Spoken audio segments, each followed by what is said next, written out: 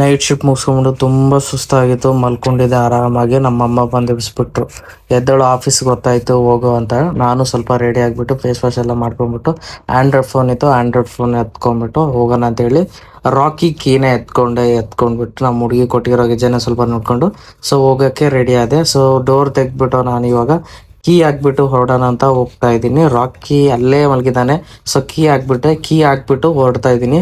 ರಾಕಿ ಇಲ್ಲೇ ಇದೆ ನೋಡಿ. ರಾಕಿ ಈ ರಾಕಿ ನಂಗೆ ಅದೃಷ್ಟವಂತನೇ ಅಂತ ಹೇಳ್ಬೋದು. ಯಾಕಂದ್ರೆ ನಂಗೆ ಎಲ್ಲೂ ಕೂಡ ಕೈ ಕೊಟ್ಟಿಲ್ಲ. 2-3 ಸಾರಿ ನಮ್ಮೂರಿಗೆ ಕಲಬುರ್ಗಿಗೆ ನಾನು 2 ಸಾರಿ ಹೋಗ್ಬಿಟ್ಟು ಬಂದಿದ್ದೀನಿ, ಎಲ್ಲೂ ಕೂಡ ಕೈ ಕೊಟ್ಟಿಲ್ಲ.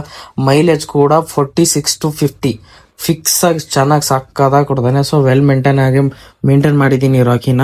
ಸೊ ಈ ಗಾಡಿ ತಗೊಳಕ್ಕೆ ಒಂದೇ ಒಂದು ಕಾರಣ ಏನಪ್ಪಾ ಅಂದ್ರೆ ಓಡೋಮೀಟರ್ ಇರುತ್ತಲ್ಲ, ಸೊ ಆ ಓಡೋಮೀಟರ್ ಮೇಲೆ ಲವ್ ಆಗಿಬಿಟ್ಟ ತಗೊಂಡಿರೋದು ನಾನು. ತುಂಬಾನೇ ಅಂದ್ರೆ ತುಂಬಾ ಸಖತ್ತಾಗಿದೆ. ಅವಾಗಿಂದ ಇಲ್ಲಿ ತನಕ ನನ್ಗೆ ಎಲ್ಲೂ ಕೈ ಕೊಟ್ಟಿಲ್ಲ. ಸಖತ್ ಒಂದ್ ವಿಷಯ ಹೇಳಕ್ ಇಷ್ಟಪಡ್ತೀನಿ. ಸೊ ಹುಡುಗರ್ ಲೈಫ್ ಹೇಗಂದ್ರೆ ಒಂದು ವೈಟ್ ಹಾಳೆ ಇದ್ದಂಗೆ, ಅಲ್ಲಿ ನಾವು ಏನ್ ಬೇಕಾದ್ರೂ ಬರ್ಕೋಬಹುದು, ಅದು ನಮ್ಮ ಕೈಯಲ್ಲೇ ಇರುತ್ತೆ. ಸೊ ನಾನು ನೈಟ್ ಶಿಫ್ಟ್ ಮಾಡ್ಕೊಂಡು ಪಾರ್ಟ್ ಟೈಮ್ ಕೆಲ್ಸಕ್ಕೆ ಹೋಗ್ತಾ ಇದ್ದೀನಿ. ತುಂಬಾ ಅಂದ್ರೆ ತುಂಬಾ ಕಷ್ಟ ಆಗ್ತಾ ಇದೆ. ಆದ್ರೂ ಪರವಾಗಿಲ್ಲ, ಏನು ಮಾಡೋಕ್ಕಾಗಲ್ಲ, ದುಡಿಲೇಬೇಕು. ದುಡಿದ್ರೇನೆ ನಮ್ಗೆ ಊಟ ಅದೆಲ್ಲ ಸಿಗೋದು. ಬೇಗ ಹೋಗೋಣ ಅಂತ ಹೇಳ್ಬಿಟ್ಟು ಹೊರಡ್ತಾ ಇದ್ದೀನಿ. ಆಫೀಸ್ ತುಂಬಾ ಹೊತ್ತಾಯ್ತು. ಕಾಲ್ ಮಾಡಿದ್ರು ಮಲಗಿದ್ದೆ ಏನಪ್ಪಾ ಅಂತ ಕೇಳ್ತಾರೆ. ಇವಾಗ ಹೋಗಿ ಏನಪ್ಪಾ ಹೇಳೋದಂತ ಬಂದೆ ಆಫೀಸ್ಗೆ. ಆಫೀಸ್ ಬಂದು ಒಳಗಡೆ ಬಂದು ನೋಡ್ತೀನಿ. ಸೊ ಇಲ್ಲಿ ಮೀಟಿಂಗ್ ನಡೀತಿತ್ತು ಅನ್ಸುತ್ತೆ. ಮೀಟಿಂಗ್ ಕೂತ್ಕೊಂಡಿದ್ದಾರೆ, ಮತ್ತೆ ಅಕ್ಕ ಮತ್ತೆ ಸರ್ ಕೂತ್ಕೊಂಡಿದ್ದಾರೆ. ಏನೋ ಹೇಳ್ತಾರೆ ಅಂತ ಹೇಳ್ಬಿಟ್ಟು ನಾನು ಕೂತ್ಕೊಂಡೆ. ಇವತ್ತಿನ ವ್ಲಾಗ್ ಇಷ್ಟೇ. ಬಾಯ್.